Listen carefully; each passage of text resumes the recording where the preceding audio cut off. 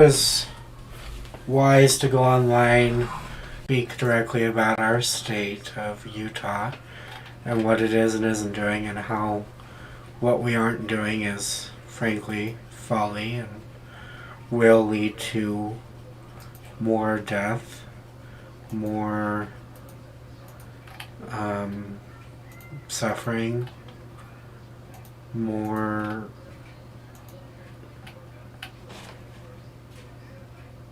death and suffering is never a good thing, and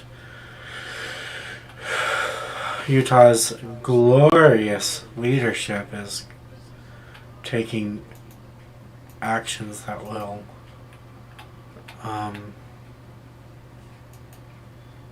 ensure that there are more deaths, more preventable deaths than otherwise, and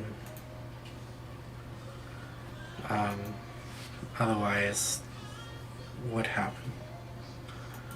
So that's why I'm going live right now. I know it's a little late and people can watch the video after the fact too. But I wanted to go over it with everybody. First of all, Governor is insisting that social distancing is enough when it really isn't.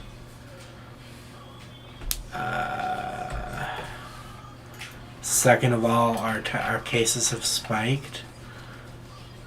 As of today, we're at 257 confirmed cases, and Salt Lake County also itself has 112 of those. Our rep laboratories can do 1,500 tests a day, as long as sufficient supplies remain available. Our outbreak is concentrated in Salt Lake County right now.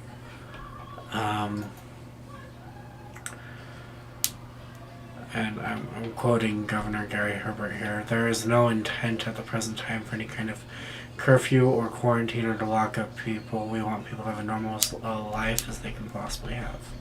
End quote. Our state of Utah is looking at ways to allow restaurants to offer sit-down services and movie theaters to have small audience showings. He thinks there's no reason to have the quote gloom and doom that's out there, end quote.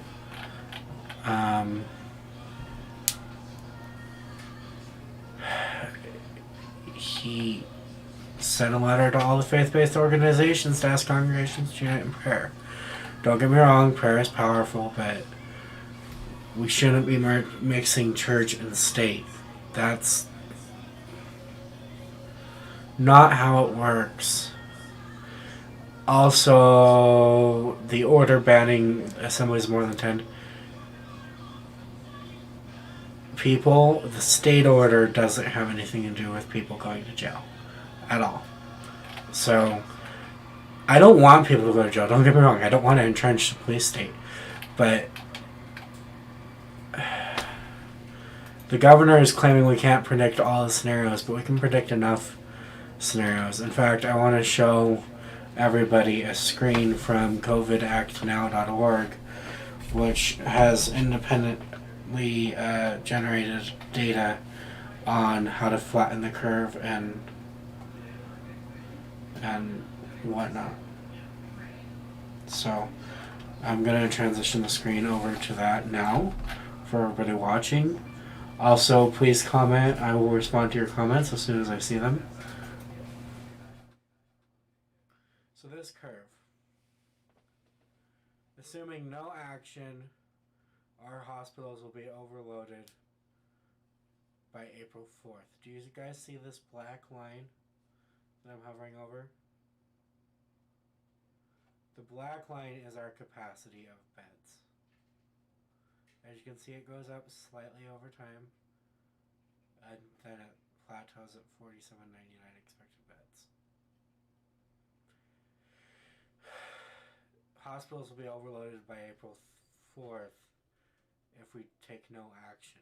Now, social distancing, hospitals will be overloaded by April 16th. And all we've been doing is social distancing with a toothless social distance order. Now, if we do shelter in place, which is everybody stays in home for 3 months. That's this blue one. You guys see the blue one? We stay under the curve through the whole entire pandemic. The only projectable way for us to stay under the curve and prevent deaths is a 3-month-long shelter-in-place order. And our timeline, our point of no return for hospital overload, is 3 days away. Predicted outcomes for Utah: no action or social distancing, both having as estimated cumulative infected of greater than 70%. The difference is when the hospital's overloaded by 12 days, and total estimated deaths of the state 48,000 and 64,000. Now, if we shelter in place for 3 months, this is not including a potential second spike in infections after the shelter in place ends. Only about 5% of our people will be infected, estimated, which means, not that this is a small number, but only 2,000 deaths, which compared to 48,000 or 64,000 is still tragic, but way better. The point here is to prevent deaths. And our governor is trying to, along with the president, Trump, is trying to get businesses back up and running as fast as possible. So our governor, Herbert, is itching the state closer and closer to no action when we have 3 days left in our window to prevent hospital overload. And no action means we'll have an expected 67,000 plus hospitalizations by April 24th, while on that same date, April 24th, we'll only have 3,760 expected beds, which means we'll have 62,000 people that are just going to die because we can't treat them because the governor is insisting on letting businesses have profits rather than taking care of our people. This is disgusting. This is immoral and wrong, and it's a form of murder. It's a form of mass murder. Come at me if you will, but that's what it is. It is a form of mass murder that our governor is committing. It's a form of mass, what's called social murder, when politicians and governments kill people through preventable deaths or direct policy harm because of the policies they put in place. It's called social murder. And Governor Gary Herbert is committing it right now in real time, and it's infuriating. It's so infuriating. And just look, all we need to do is shelter in place for 3 months, which is going to be impossible without federal assistance. And a lot of people are still going to die, and that's unfortunate, but it's better than these numbers. Look at, oh, we can't hear. Look at these numbers, guys. I'll move my microphone. Look at these numbers.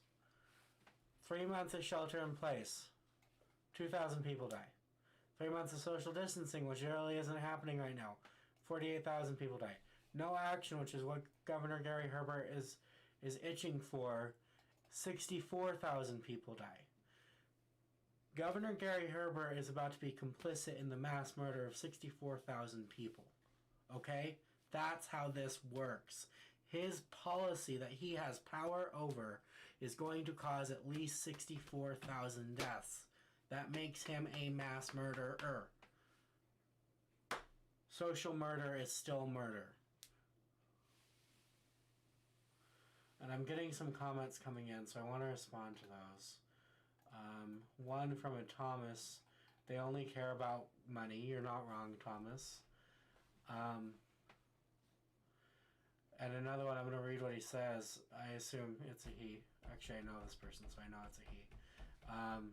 the The way I see Trump's push for stopping the quarantine is akin to something I showed a friend earlier.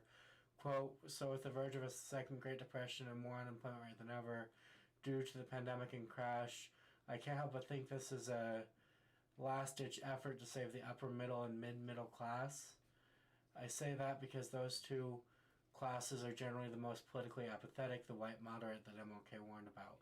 I wonder if he can keep their heads above water, that they won't see a reason to get deeply politically active and actually change their minds. Without a deep recession causing a 40-50% plus unemployment rate, I don't think those classes will be affected, and they determine a lot of policy and politics. It may be a way of keeping the establishment in check and able to keep their power, end quote. And I think you might be onto something there, Thomas, with Trump's push to open the country back up and getting rid of doctors on his team who are likely telling him not to do that. It's to preserve profits, it's to preserve entrenched power, and it's to preserve the status quo. Which is why we need something like, I don't know, a general strike, and a rent strike, and a debt strike. Let's just strike everything. Most people are stocked up on food. Those who aren't, we need to be helping. But, transition this back so you guys can see me again. This is just disgusting. It's disgusting. Our governor is single-handedly ensuring at least 48,000 to 64,000 deaths.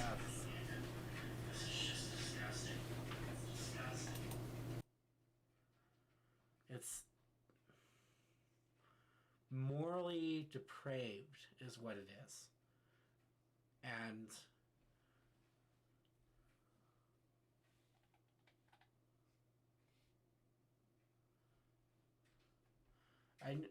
another comment from a Katie. You know, Trump started dialing it back the same day his property shuttered. I knew his property shuttered. I didn't realize that the day he started dialing, day 6-ish, according to Katie, that was the day he started dialing it back. Of course, he would be preserving his profits above everybody else. So I did not know that, but that is good to know, and that's good for everybody to know, so thank you for sharing, Katie. So either it's, I think Thomas's theory is valid. I'm not sure Trump is smart enough to execute that kind of plan, but he is cunning, so maybe. It could be as simple as maintaining his profits at Mar-a-Lago. It's probably impossible to tell for sure, but for those who are just joining us, I do see we have some new viewers. Remember, this chart, this is for Utah, and Utah is hovering between social distancing and no action at the order of our governor, because our governor wants businesses to get back in business right away. He wants dining rooms to open back up with limited service, and movie theaters to open back up with small showings.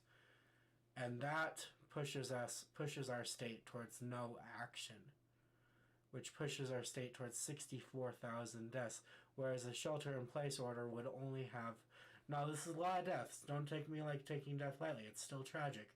But compared to 64,000, 2,000 is a much smaller number.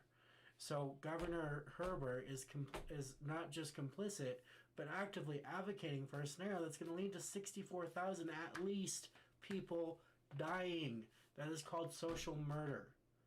When government or the people in government create policy that kills, that's called social murder, which means our governor is pushing for policy that kills 64,000, and last I checked, you only had to kill 20 or 30 to be a mass murderer. So what does that make Governor Herbert?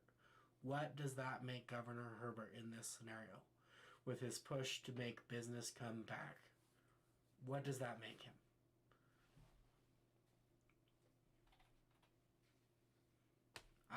Comments are still open if anybody wants to challenge me on this or come up with a new word or anything.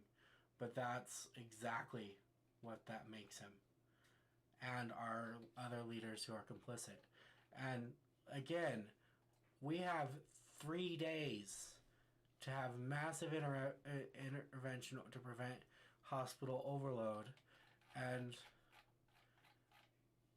we're not doing anything. We're trying to open up businesses.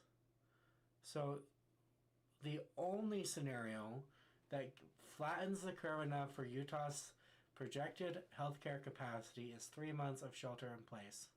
This blue line. That's it. That's the only scenario that saves lives.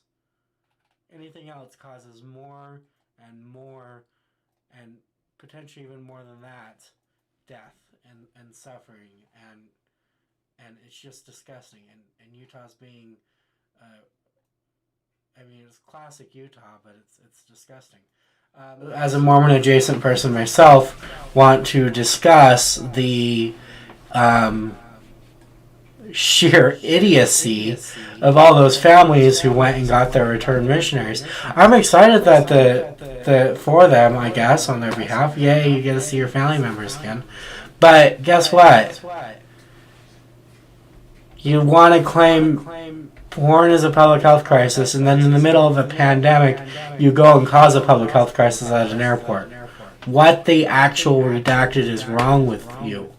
That's what I have to say to all the families of missionaries who went and swarmed the airport with tens, if not hundreds of people. I don't know how many people were actually there. What the actual redacted is wrong with you? Seriously, what's wrong with you? This is a pandemic. This is one of those things where you sacrifice to protect people, not just yourself, although that should be important to you, but your community too. So it's just disgusting.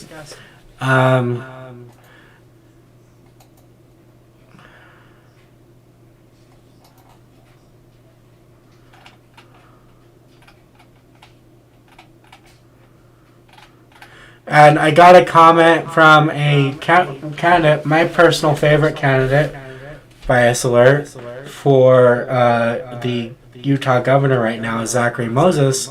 And Zachary Moses' official page, which means Zachary Moses, just commented, quote, "Yes, get the word out. We need to shelter in place," end quote.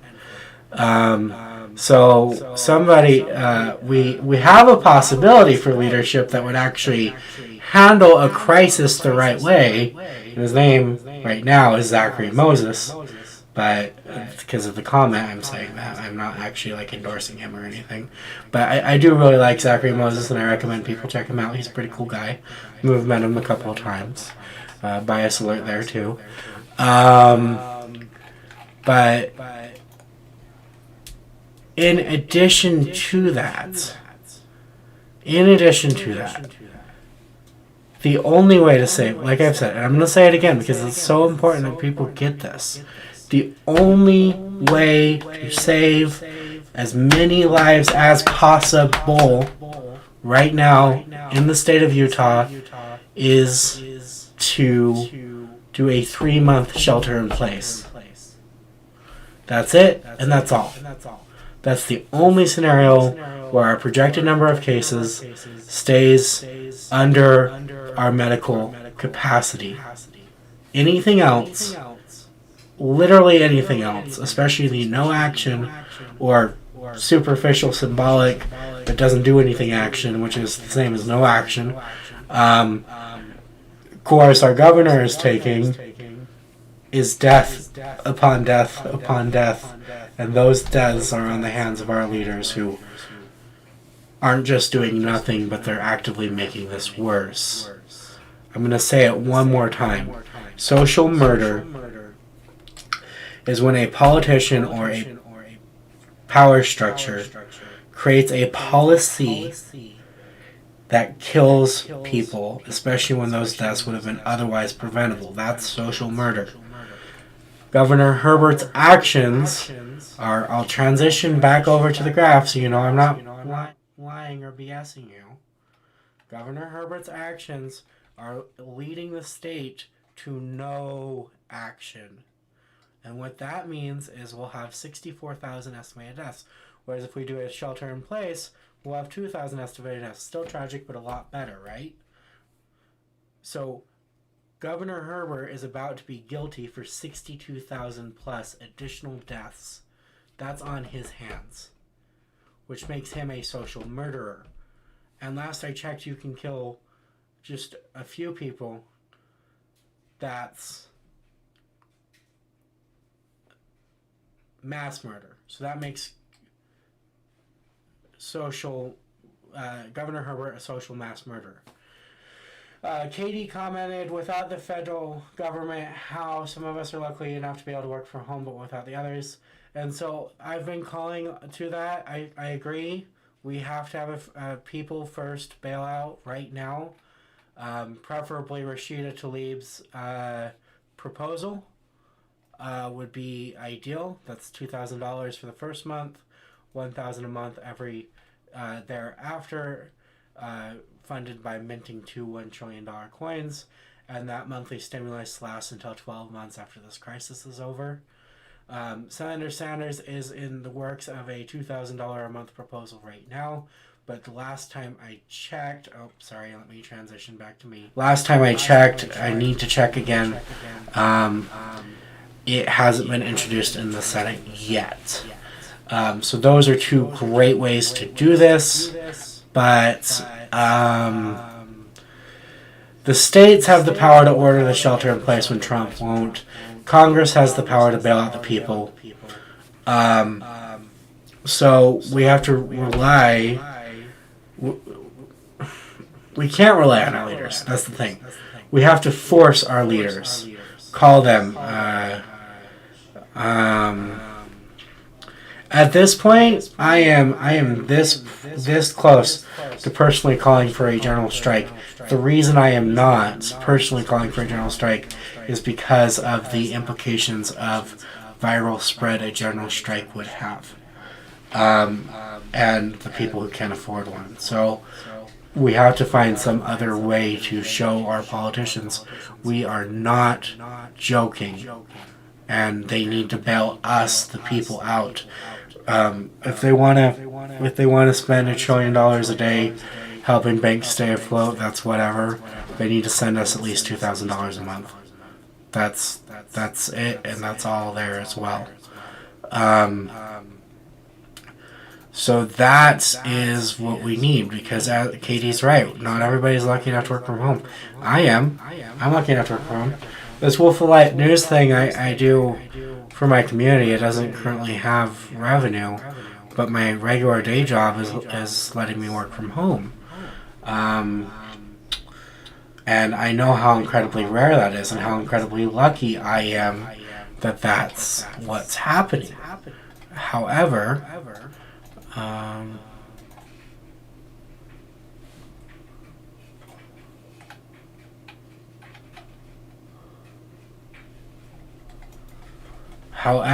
it's still a problem because transition. Sorry, guys. We have to do a stay in place. That's the only way Utah's going to survive this with minimal casualties. Anything else, and we're going to be worse than Italy. So, stay home at all costs. I'll be honest, I haven't been staying home enough. I had to get groceries. I had to stock up on things. I'm going to stop now until I absolutely run out of supplies, because we have to flatten the curve. We have to flatten the curve.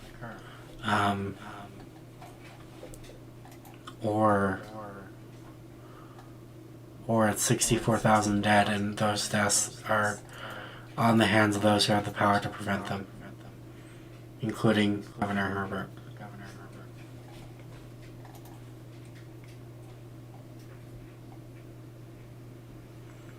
And I think, like I said, I'm this close to calling for a general strike. I know a lot of people are already calling for a general strike. I'm worried about the viral spread of a traditional general strike. But it's something I just thought of. And I've been mulling this over.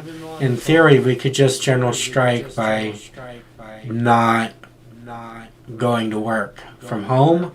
Whether we can work from home or not is irrelevant. Just not going to work, one way or another. That could be a way to do a general strike. We have to tie it to demands, and we have to tie it to a rent strike. But that is where our power is. The economy is the people. Regardless of how many times people try to say otherwise, the economy is the people.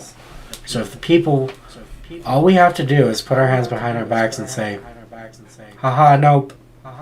And we can get anything and everything we want if we're organized. But we have to be organized. So that's what I'm now calling for, is a stay-at-home general strike. Everybody who can should stop working from home or otherwise, and we should all join a general strike. There's also a national and quasi-international rent strike happening, planned for April 1st. So please join that. Find the organizations that'll help you with that. And do not pay your landlords on April 1st. We are in the middle of a global pandemic that will kill probably millions. Your landlords can wait. We have the power if we do it together. If we do it together, in solidarity, we have the power. So we need a general strike and we need a rent strike. The rent strike is already planned for April 1st.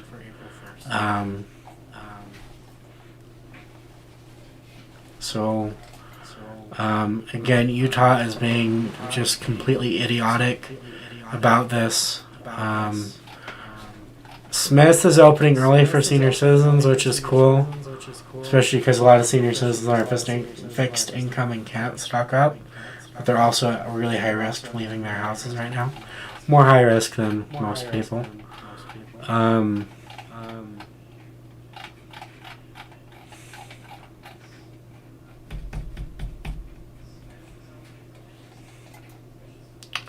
Nearly a week ago, the Utah, what are they called? Utah Housing Coalition, on last Tuesday, so nearly a week ago, called for Lieutenant Governor Spencer Clark's and the Utah Coronavirus Task Force to do a statewide moratorium on evictions and foreclosures. They being the task force and Lieutenant Governor Cox haven't done anything without that yet. Or with that yet, I should say. They're just sitting on it as they usually do. So our government usually does here in Utah.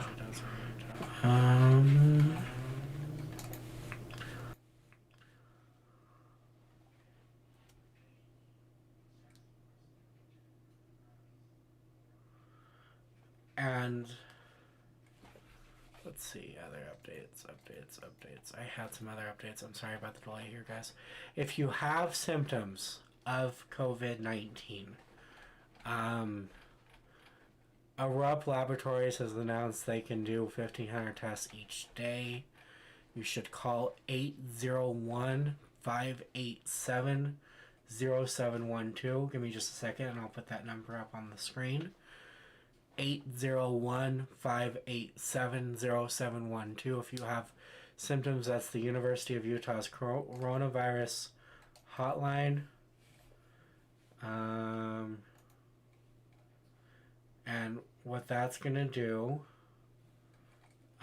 is they're gonna help you out and just help you determine whether you need to go get a test. Basically. So let me put up that number real quick on the screen. Bear with me a moment, everybody. And again, thank you for watching. Please keep commenting. I will see your comments and I can respond to them. So if you've had a thought or a question or input, you can use this time while I'm getting this phone number put up to put those down on Facebook. 801-587-0712.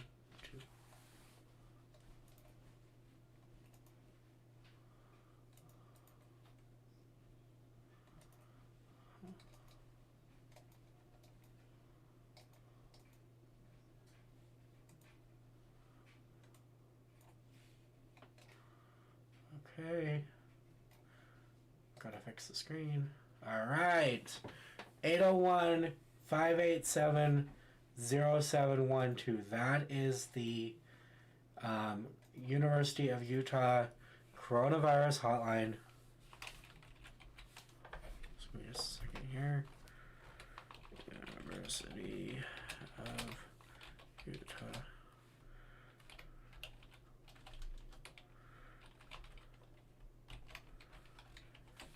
Again, call that number on the screen if you have symptoms. They will help you. They will help triage you and determine if you need to go to one of the drive-up tests.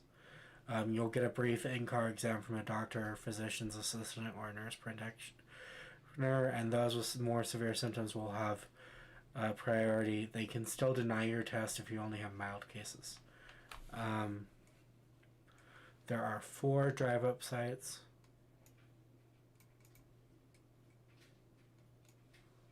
Just give me a second here to pull this up, guys. I'm pulling up the locations of the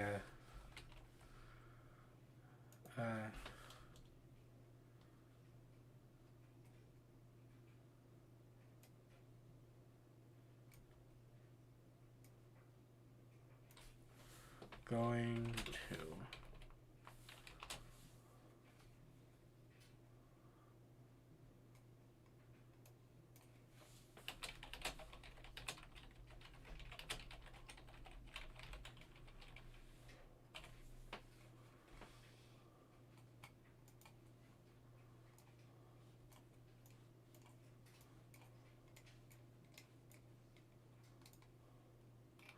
So again, there's 4 drive-up sites. Call that hotline number I put up, and that will be how you get the information. My system's having trouble running more text, apparently. So I'm going to try one more time.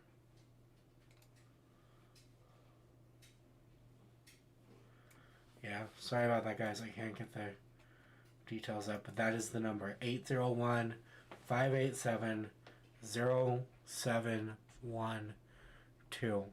The 4 drive-up sites are Farmington Health Center, South Jordan Health Center, Sugar House South Health Center, and Redwood Health Center. If you do receive a test, you will undergo a brief in-car exam from a doctor or other qualified medical professional. If you have severe symptoms, you have priority, and the providers may deny a test in mild cases. And your results, if you do get tested, should be available within 24 hours. Right now, Utah is at 257 cases. And at least 1 COVID-19 death.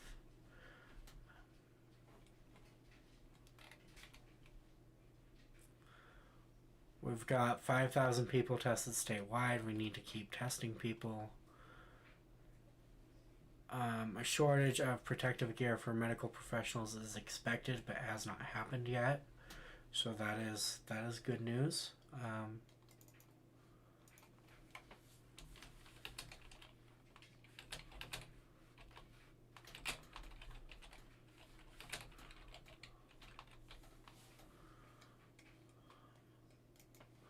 That is good news. Right now, we're not experiencing a shortage of tests in our local facilities, but that won't hold. Eventually, they will have a... Sorry, I meant protective gear. A RUP can test 1,500 people a day, but they're still prioritizing those. So I'm just going to transition this one more time. For those who are just joining, so you know what that phone number is for, call them, they'll help you out. And I think we have to seriously consider a coordinated general in-home strike. We need to stay at home ourselves if our government won't be responsible. Let's be responsible for ourselves and bring the powers that be to their knees so they help us. That is what we'll need to do. One more comment. How do we tell Herbert to get on it already? That's a hard one. Normally, I'd suggest a little bit of civil disobedience outside the governor's office. But that's not going to work in the middle of a viral outbreak. So what may work are those of us who are going, stir crazy. Maybe nonstop calls. Maybe if we were to form a coalition of phone banks to the governor's office, people calling and calling and calling and calling. Squeaky wheel gets the grease, right? So that may work. I know calling your representatives doesn't always work, but if it were a coordinated effort where we were calling his office, where Utah citizens are calling his office hundreds or even thousands of times a day because we all commit to call. Let's say everybody watching this and commits to call the governor's office 10 times a day and gets 10 other people to do the same. I'd have to look at our stats on how many people have watched this already. But let's say 30 people watch this, which is a low number for my streams, but let's just go with it. 30 people make 10 calls, that's 300 calls. 30 people get 10 more people to do the same. Boom. That's 3,300 calls in a day. If we all commit to doing that every day until he responds, we might just get somewhere.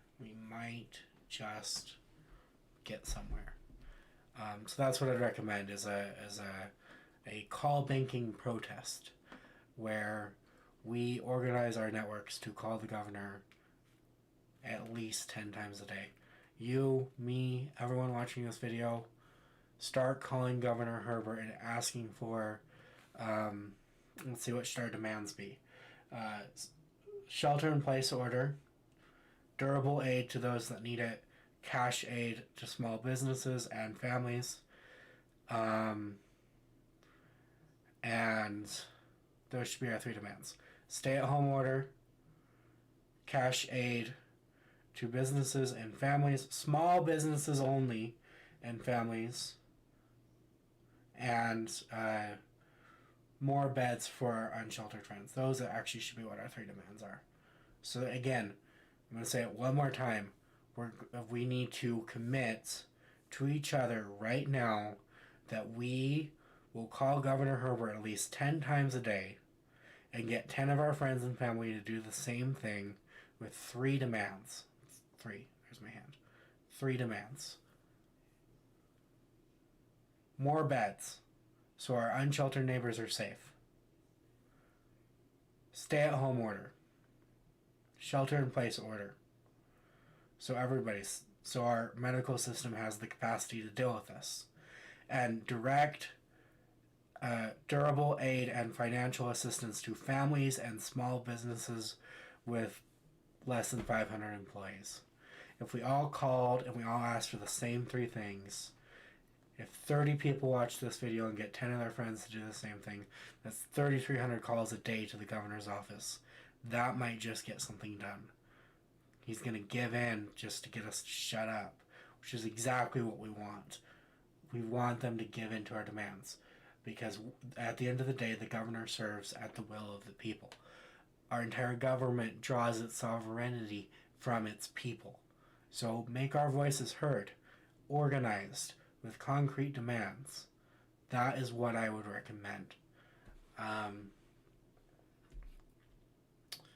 going to wait a moment here, let more people have an opportunity to give us some comments, because I do love responding to viewer comments. I really do. It's my favorite. It really is. It really, really is. Let me see if we've got any more comments popping up right now. And please, if you're watching, you feel free to comment. I'll be happy to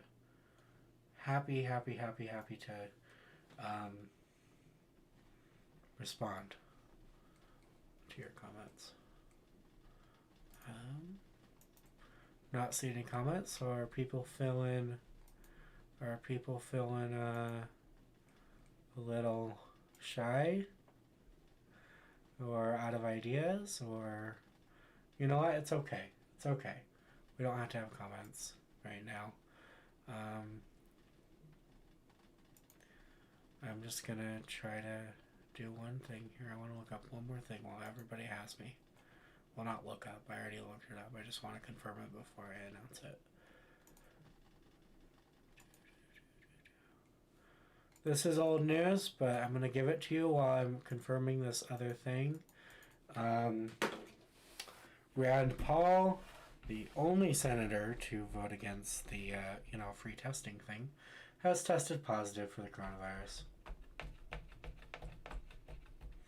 Take from that what lessons you will.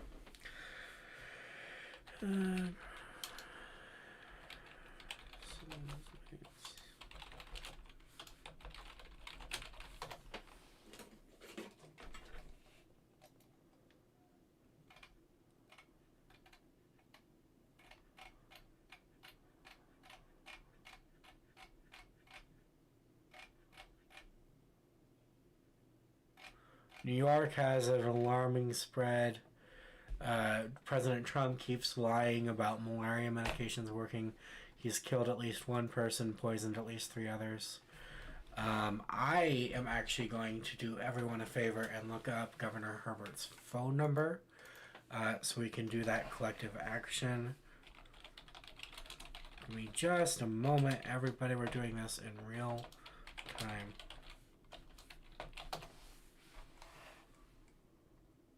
Okay. I'm going to put that up real quick. Give me just a second, everybody, okay? Stay on the feed.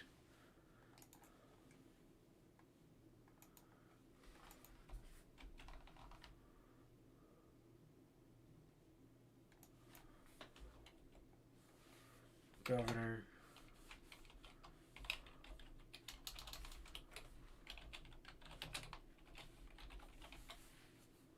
Herbert.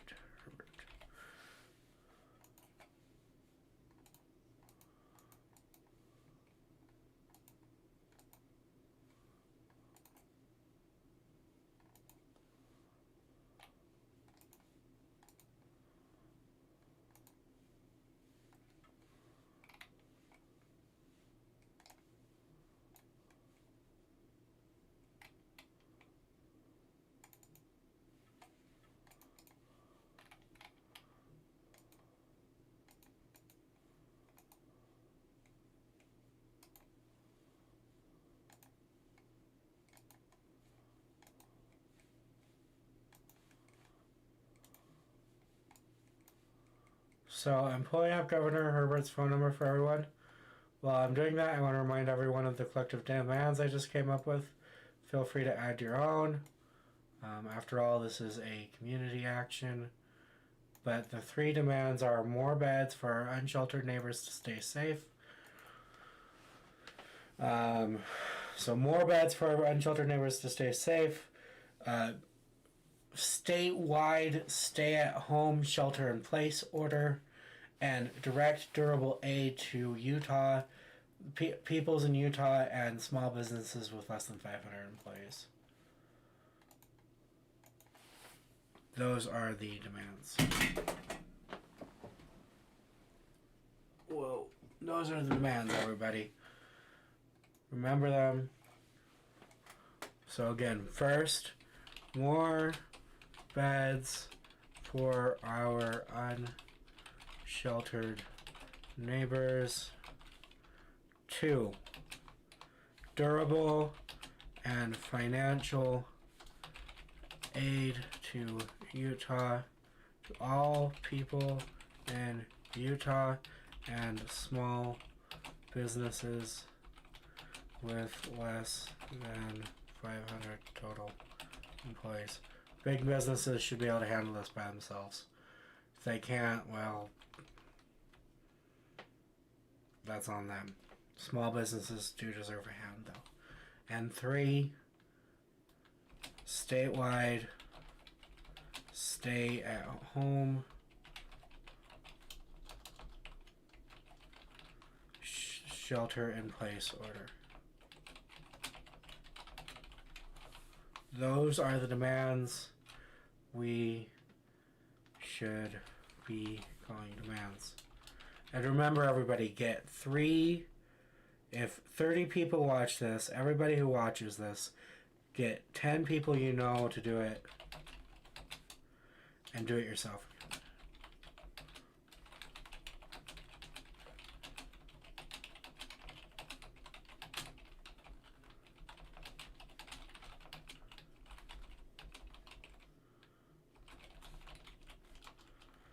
Okay, that's what we're going to do. That is our action to take care of our state.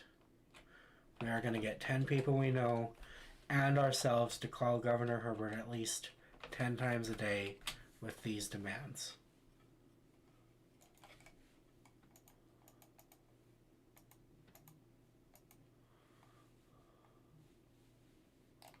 I'm going to put the demands up on the screen. Give me just 1 second to change the size so it's legible.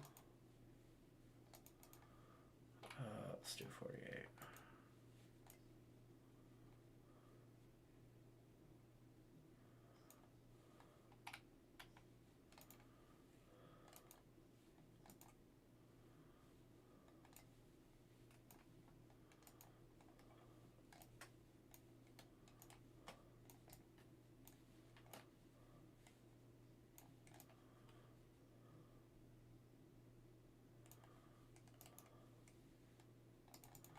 Thank you everybody for watching. We are almost there. Select a color, red, opacity.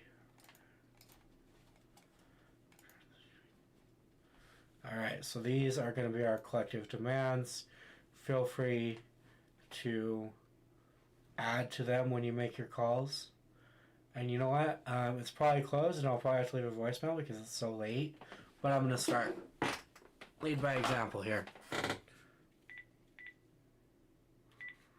I've got a phone. I know it's old school, but it works.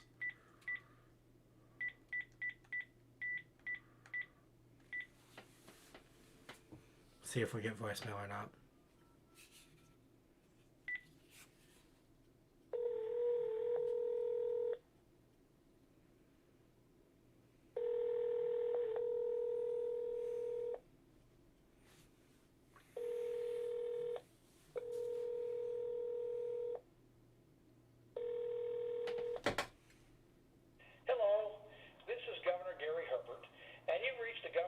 Outside our regular business hours.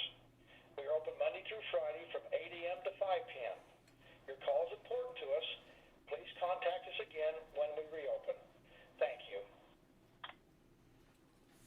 Alright, everybody hear that? Monday through Friday, 8 a.m. to 5 p.m. Make your 10 calls during those hours. Apparently they won't let us leave voicemails. Alright? Well, maybe they will during those hours, but they won't outside of those hours. So make your calls during those hours. Alright? Please, everybody, commit for the safety of yourself, for the safety of those you love. Commit to doing this action. Because this is how we keep ourselves safe. This is how we protect our communities. We get our politicians to act. And of course, we do mutual aid and other acts of solidarity outside of the government, but we can still use the government to accomplish our goals. We've got comments coming in. People are in. We're going to do this. Please spread the word. I'm going to repeat it one more time and then I'm going to go offline. Everybody you know, get at least 10 people you know, and yourself, to call Governor Herbert at 801-538-1000 during normal business hours to demand 3 things. More beds for our unsheltered neighbors. Durable and financial aid to all people in Utah and small businesses with less than 500 total employees. And statewide stay-at-home/shelter-in-place order. That is what we need to demand, and that is what we're going to demand, and together we will do this. Thank you everybody so much for watching this live stream, and this video will be available for replay in a few minutes when Facebook's done processing it. Thank you everybody so much. I hope you have a great night, and let's get this done.